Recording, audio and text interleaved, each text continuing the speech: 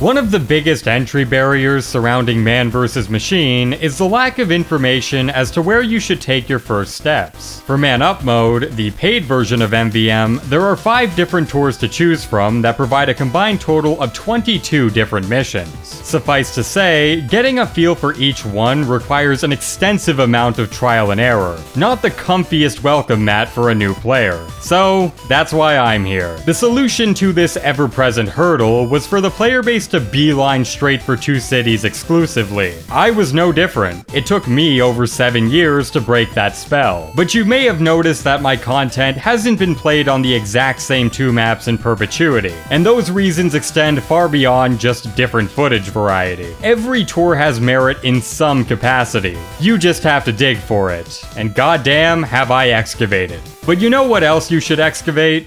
Ya balls. This video is sponsored by Manscaped and their new Performance Package 4.0, jammed with a bunch of cool shit that'll keep your downstairs fresh. Is your sack looking like the engineer after years of studying general relativity? Well, treat it to the Lawnmower 4.0. It comes with a ceramic blade designed to prevent nicks and an LED light for better navigation. It's also waterproof, which means it can join you in the shower while you debate fascism with your shampoo bottle. You also get some anti-chafing boxers, the Shed Luxury Travel Bag, the Weed Whacker 2.0 for nose and ear hair trimming, and even ball deodorant. They really go all out. So be sure to check out manscaped.com via my link in the description below, and use code WHEEZY in all caps for 20% off, plus free international shipping. Alright, back to the tour rankings.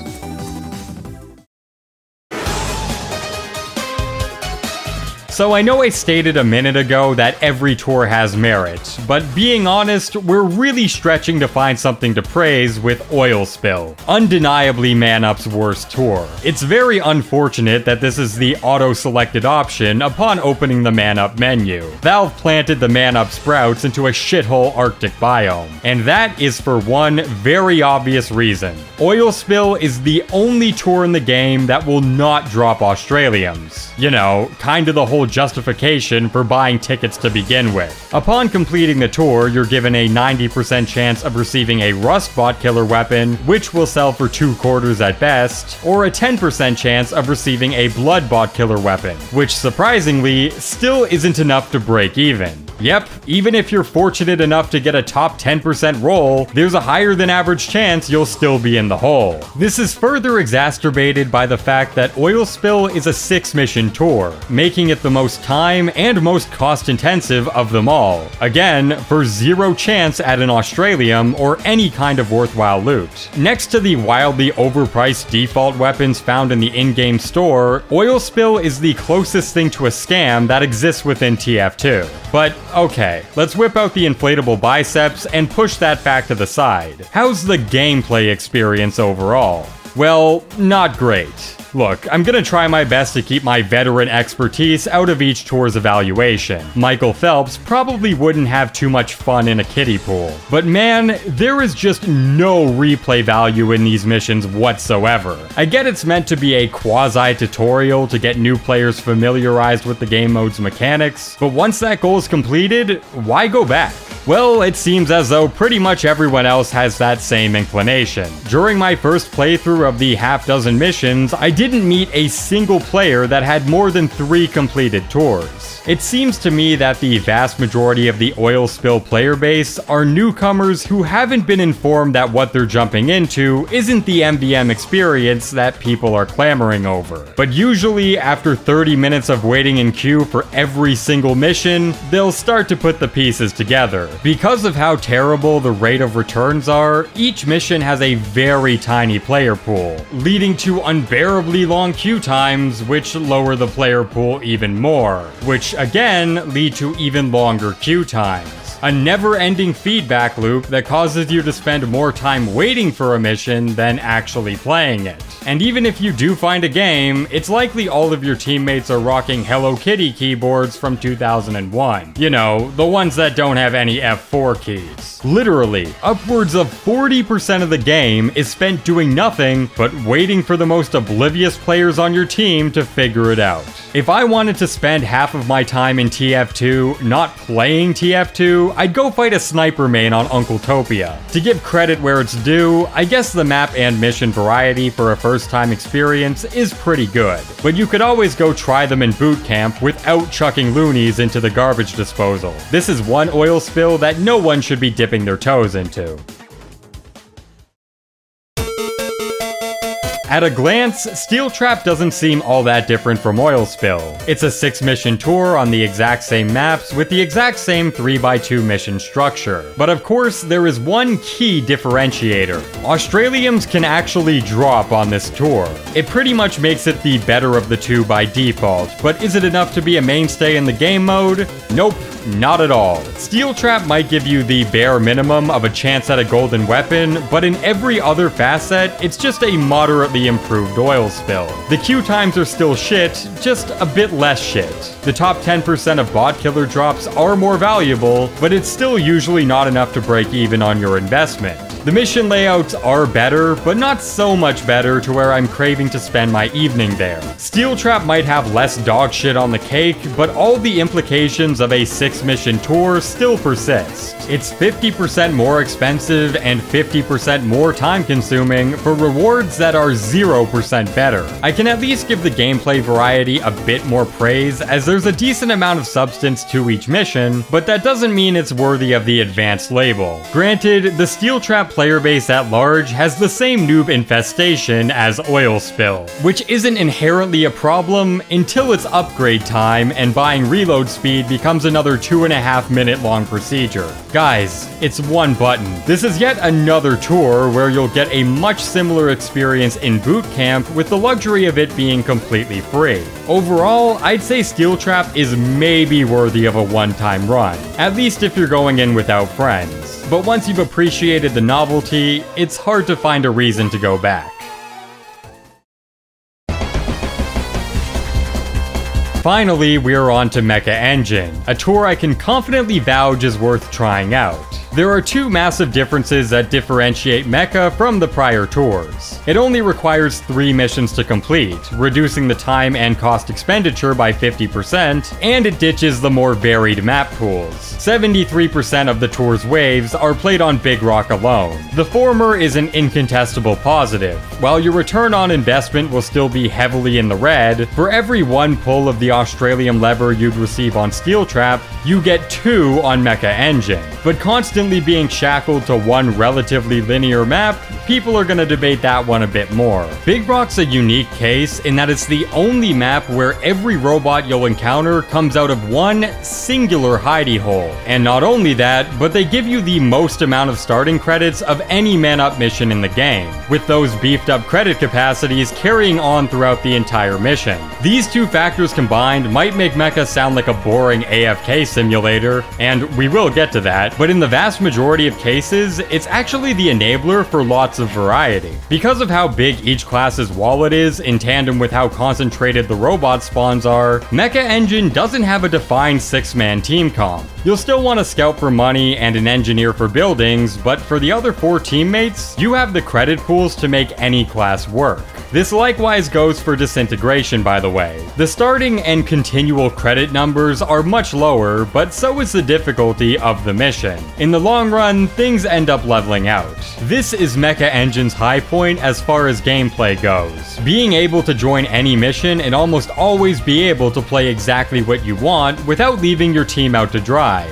Until you can't. See, one of the biggest benefits of formulating and subsequently adhering to a meta is that right from the class selection screen, the value of team cohesion lays itself bare. Sure, a low tour lobby can ditch the meta like a broken skateboard in the woods, but they'll all quickly learn by the end of Wave 1 as to why that wasn't a good idea. Mecha Engine, on the other hand, is a tour where 80% of the waves do not have this problem, much of them in the early game, so you can play whatever you want with with little issue. But on the 20% of occasions where you're required a nearly essential class pick for inexperienced groups, things start to fall apart. The player base was never conditioned into following a detailed meta, and on the game-defining waves where it becomes a necessity, they don't know what to do. Broken Parts Wave 4, Bone Shaker Wave 5, Broken Parts Wave 6, even Wave 4 of Disintegration has this problem. If you're in a full novice lobby, good chance the fun ends here. It's for this reason I can't recommend Mecha Engine for a first-time MvM player. It lets you toy with variety, but then spits in your face for doing so. And sure, a single veteran player on your team is enough to solve that problem, but let's not pretend it doesn't generate another. Sniper, on Big Rock especially, is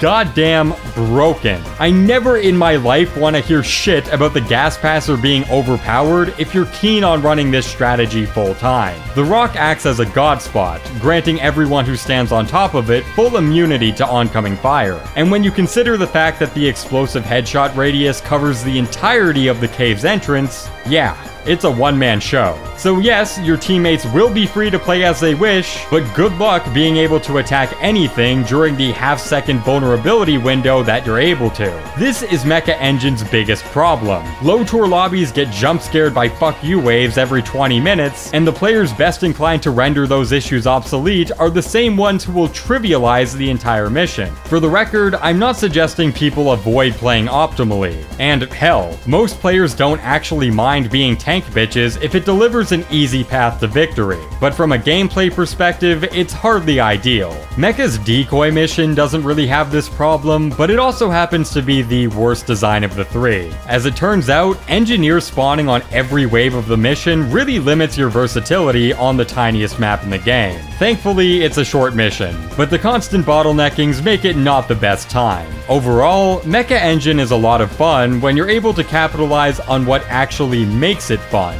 but that requires the right skill distribution being in the right places.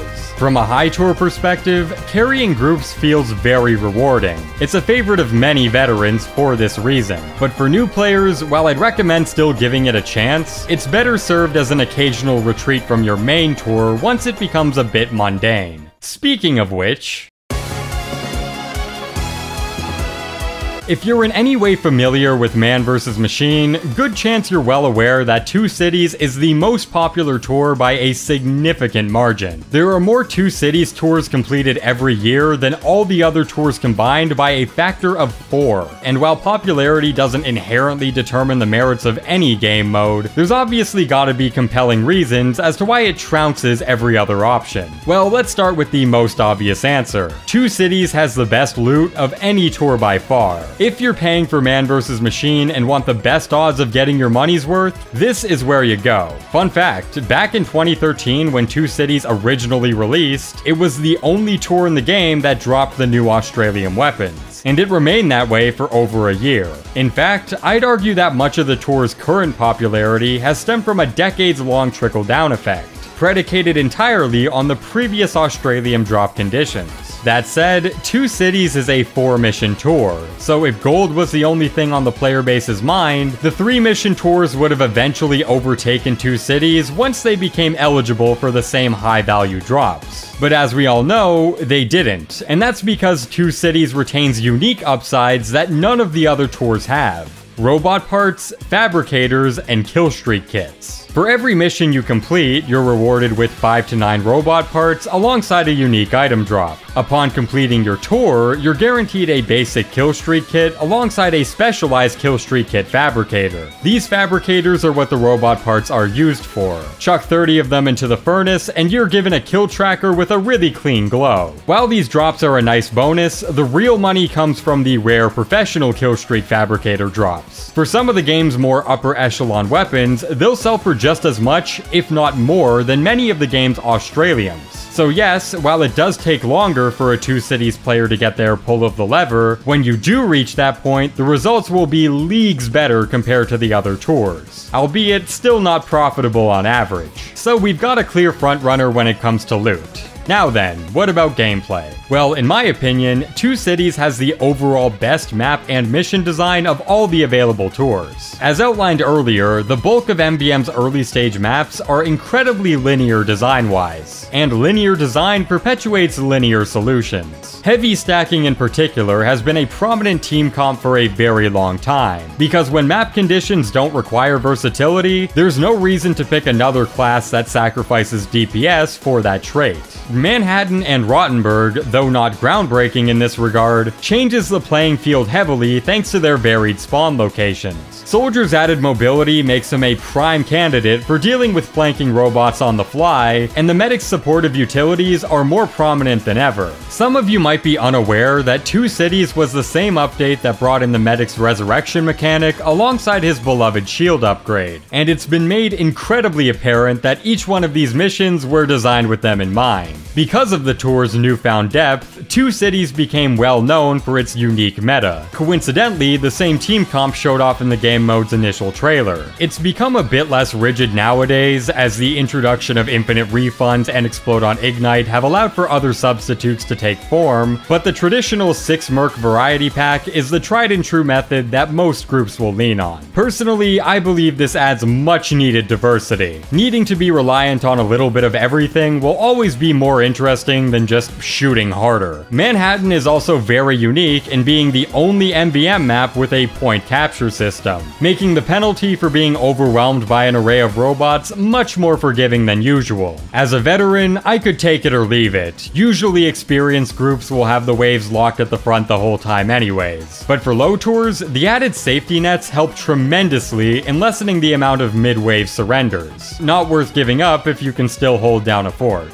I don't want to discount Rottenburg either. In my opinion, it stands as the best MvM map in the game. The field is very open, with plenty of high ground to toy around with, and the flank acts as a much needed flow breaker. If unprepared for, it'll be what gives the bots a foothold at the front. Fortunately, they don't whiplash you too hard. Most of the spawns are relatively telegraphed. But I do like how much of the missions aren't spent with your whole team facing the same direction. Overall, I think Two Cities deserves its reputation as the go-to man-up experience. It has the best loot drops, the best map designs, the best class balance, and really fast queue times even late into the night. Not every round will be a winner, and you'll still deal with the occasional peaks and valleys that occur on other tours. But more than anything, Two Cities is just fun. I've probably spent upwards of 1,500 hours on these two maps alone, and for being nearly a decade old, I think they hold up very well. So there's the answer. Two Cities is MvM's best tour. But we're still not done.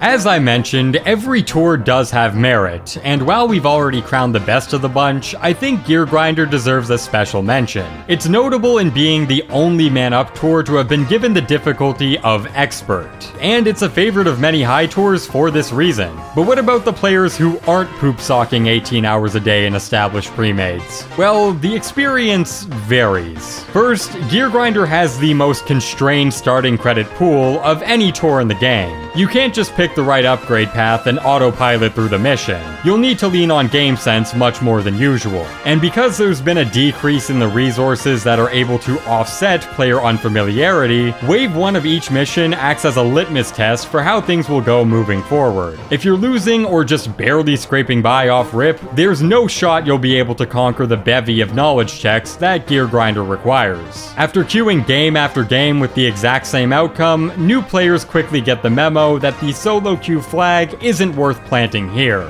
And it isn't, at least as a new player. Your leeway for making mistakes gets toned down significantly, and if even one crucial class role is overflowing with low tourisms, the game is over before it even begins. For this reason, Gear Grinder is very black and white. Most groups will disband before hitting even the second wave, but that also means that when you find yourself on a team that doesn't, you'll hold on to them and won't let go. Really, try queuing into a game in progress and count how many times you find a game that isn't in the middle of Wave 1. You'll be waiting a very long time. For this reason, the enjoyment found in Gear Grinder is heavily conditional to whether or not you'll find a moderately competent group. But when you finally get one, there's a lot of fun to be had. You have the most map variety of any worthwhile mission, Spy is actually an amazing pick for a good portion of the waves, and in my opinion, Manslaughter and Destruction are two of the most rewarding missions to complete.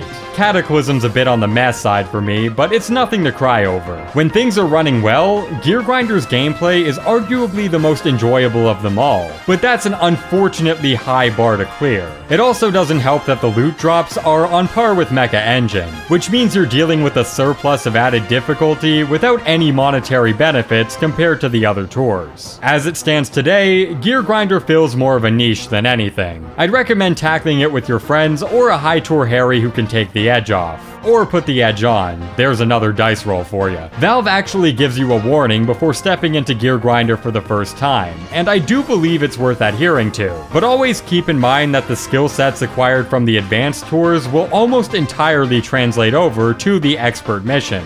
I'd recommend giving Gear Grinder a chance, but preferably after you've spent some time on the other tours. Otherwise, good chance you won't have your time respected. So for the TLDR, Oil Spill and Steel Trap could literally be 10s out of 10 on the fun scale, but it wouldn't matter at all. Go play Boot Camp instead and save yourself the financial headache. Mecha Engine and Gear Grinder can both be very enjoyable, but have a couple of balancing hang-ups that make their fun factors inconsistent. They're great for getting as many Australian roulette spins in the shortest amount of time possible, but their return on investment is much lower, so that's a trade-off you need to consider. And finally, Two Cities is the tour I'd give the highest odds of finding enjoyment in. From the loot to the non-coddling accessibility, to the queue times, to the balance, to the robot layouts, I think it has the best amalgamation of traits that facilitate a good time. Of course, if you're an MvM veteran, good chance you predicted all of these verdicts from the get-go. This was more so a video for the 3/4 of my audience that have little to no experience with the game mode. Hope this helps you all make the plunge. Anyways, if you want to see more content like this, be sure to drop a sub, leave a like, and or comment some dumb shit down below. Twitter and Discord are in the description, and that's all I got. See ya.